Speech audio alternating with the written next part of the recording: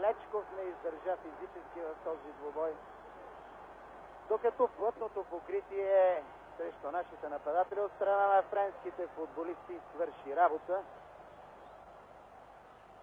Жинола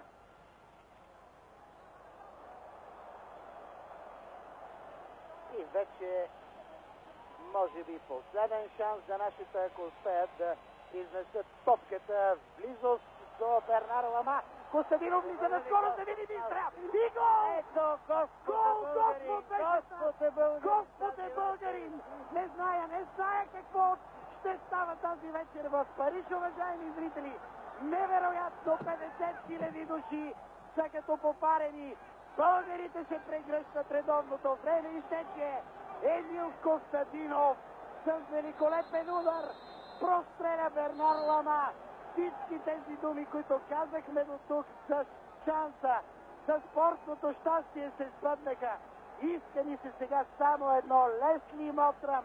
Иска ни се веднага да свири и последния съдийски сигнал, защото вече една минута се играе повече от тези 90. Не зная вие как се чувствате в България, но аз просто трябва да спра, защото иначе сърцето наистина може и да не издържи в този велик миг. Този велик миг за българския Емил Костадинов, героя на този матч. Заслужава Емил Костадинов. Сега трябва вече да гледаме към хронометъра. Ето го и края. България за 6-ти път е на световни футболни финали. Ето го целият наш щаб. Ето ги българите да ликуват на Парк де Пренс. Сега вече мога, уважаеми приятели на футбола, да ви кажа, моята прогноза беше 2-1 за България преди този двубой и тя се сбъдна. Невероятна радост на Парк де Пренс. Вярвам, този миг цяла България е на върха на щастието. Искахме я тази футболна победа, господин Колев, и тя дойде.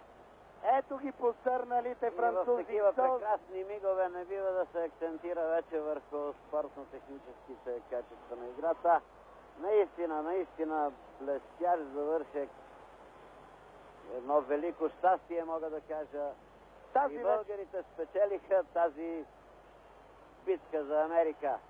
Невероятно ще бъде тази вечер за всички българи, колкото и малко да са на Парк де Пренс. Повярвам, тази нощ в цялата страна, господин Колев, няма да се спи. Ето ги и французите, тези сълзи на мъка се превръщат в наша голяма радост.